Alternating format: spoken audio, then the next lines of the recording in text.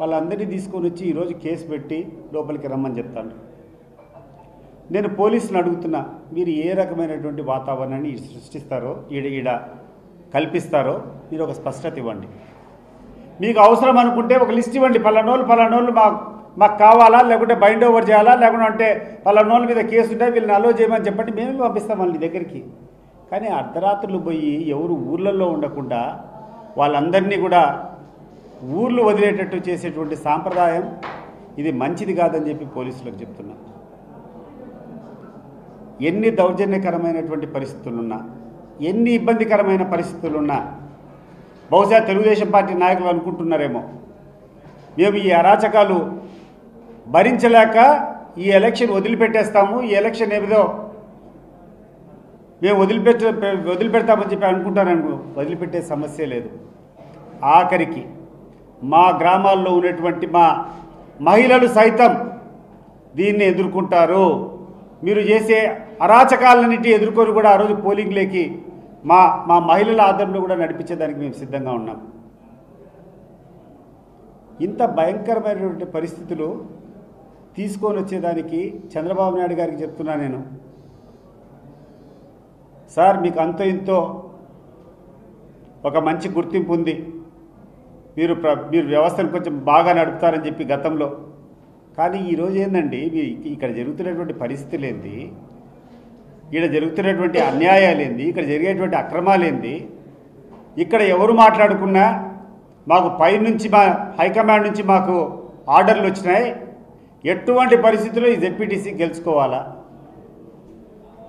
ఏమి చేస్తారో మాకు తెలియదు, కానీ ఈ జెడ్పీటీసీ గెలుచుకొని మా నాన్నకు గిఫ్ట్ ఇవ్వాలా అనేటువంటి వాతావరణం ఇక్కడ ఎక్కడ చూసినా తెలుగుదేశం పార్టీ నాయకులు కొంతమంది మాట్లాడుతున్నారు.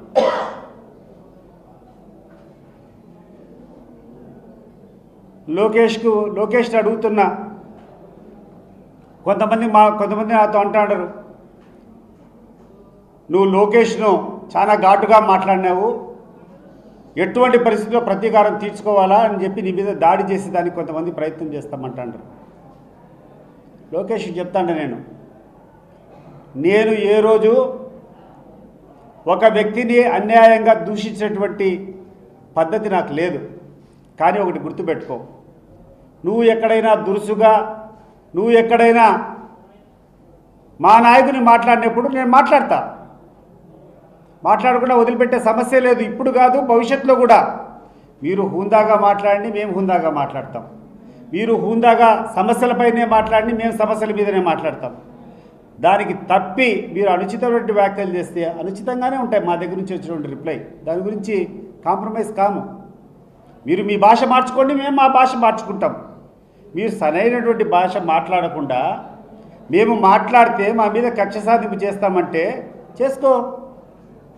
ఎవ్వడు ఇక్కడ భయపడేటువంటి పరిస్థితులు లేరు. ఈరోజు మాకు ఈ ప్రజాస్వామ్యం మీద గౌరవం ఉంది, ఈ ప్రజాస్వామ్య వ్యవస్థల మీద గౌరవం ఉంది. కానీ ఈ వ్యవస్థలో ఉన్నటువంటి కొంతమంది ఇక్కడటువంటి అధికారులు చేసినటువంటి తీరు చాలా తీవ్ర దిగ్భ్రాంతి కలిగిస్తూ ఉంది.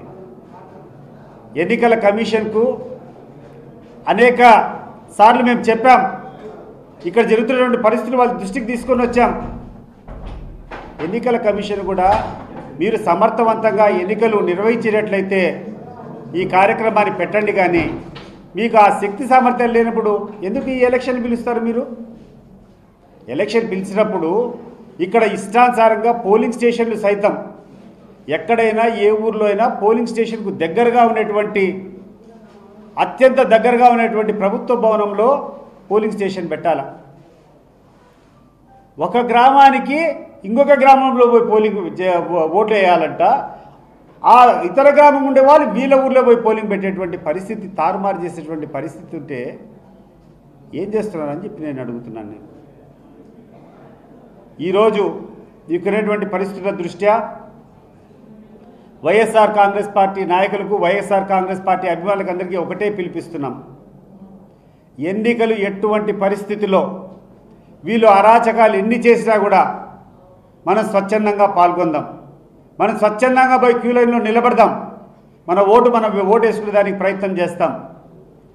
ఈ అరాచకాలు ఆగే పరిస్థితి లేవు చూస్తూ ఉంటే ఈరోజు కూర్చొని నల్లపరెడ్డిపల్లిలో భాస్కర్ రెడ్డి రాము వీళ్ళందరినీ తీసుకొని వచ్చిన పరిస్థితి చూస్తూ ఉంటే, వీళ్ళు పెట్టేటువంటి తప్పుడు కేసులు చూస్తూ ఉంటే, మగవాళ్ళని వాళ్ళని ఎవరిని ఒక స్థాయిలో వాళ్ళందరినీ కూడా ఏదో రకంగా ఇబ్బంది పెట్టేటువంటి పరిస్థితులు స్పష్టంగా కనపడుతున్నాయి. జగన్మోహన్ రెడ్డి గారి మీద అభిమానం ఉన్నటువంటి ప్రతి ఒక్కరికి చెప్తున్నాను, ఈ ఎన్నికలు ఒక ఛాలెంజ్గా తీసుకోండి. ఈ ఎన్నిక పులివెందుల పౌరుషానికి, ఈరోజు ఉన్నటువంటి ఈ లోకేష్ అహంకారానికి, ఈ రెడ్ బుక్ అహంకారానికి జరుగుతున్నటువంటి పోరు. ఇక్కడ సమస్యల పట్ల పోరు లేదు, ఇక్కడ ఉండేది ఒకటే ఒక పోరు. ఎటువంటి పరిస్థితుల్లో కూడా పులివెందుల్లో ఉన్నటువంటి జగన్మోహన్ రెడ్డి గారి ప్రతిష్టకు భంగం కలిగించాలనేదే వీళ్ళ లక్ష్యం. దానికోసం వీళ్ళు అక్రమైనటువంటి మార్గాలతో, ప్రజాస్వామ్యంలో ప్రజల బలంతో ఎవరైనా గెలవాలి కానీ అక్రమ మార్గాలతో దౌర్జన్యాలతో గెలిచాలని చెప్పి ప్రయత్నం చేస్తూ ఉండరు. పులివెందుల ప్రజలకు ఒకటే విజ్ఞప్తి చేస్తున్నా నేను, ఒకసారి చూడండి, ఈ ప్రాంతంలో జరిగినటువంటి అభివృద్ధి చూడండి, ఈ ప్రాంతంలో ఉన్నటువంటి మెడికల్ కాలేజ్ చూడండి, ఈ ప్రాంతంలో ఉన్నటువంటి జేఎన్టీయూ చూడండి, ఈ ప్రాంతంలో ఉన్నటువంటి IIIT చూడండి, మండలంలో ఉన్నటువంటి పాలిటెక్నిక్ కాలేజీలు చూడండి, ప్రతి మండలంలో ఉన్నటువంటి జూనియర్ కాలేజీలు చూడండి, ఈ ఊర్లకు ఉన్నటువంటి రోడ్ల సౌకర్యం చూడండి, మన పొలాలకు వస్తున్నటువంటి నీటి సౌకర్యం గురించి చూడండి. అన్ని రకాలుగా కూడా ఈ నియోజకవర్గాన్ని రాష్ట్రంలోనే అత్యంత ఆదర్శవంతంగా దిద్దినటువంటి కుటుంబం వైఎస్ఆర్ కుటుంబం. మరి కేవలం స్వార్థంతో కొంతమంది చేసేటువంటి ఈ యొక్క బురద జల్లే కార్యక్రమం, ప్రజల పట్ల విశ్వాసం లేదు, ప్రజలకు సేవ చేసేటువంటి భావన వీళ్ళకి ఎక్కువసానా లేదు. ఒకవేళ వీళ్ళకి ఇటువంటి భావన ఉంటే నేను ఒకటి అడుగుతున్నాను, ఈ తెలుగుదేశం పార్టీ నాయకులు, గడిచిన 14 నెలల నుంచి మీ అధికారం ఉంది. మీరు అధికారంలో ఉన్నటువంటి ఈ 14 నెలల కాలంలో ఈ పులివెందుల ప్రజల కోసం మీరు ఏం చేశారో ఒకసారి ఆలోచన చేయండి.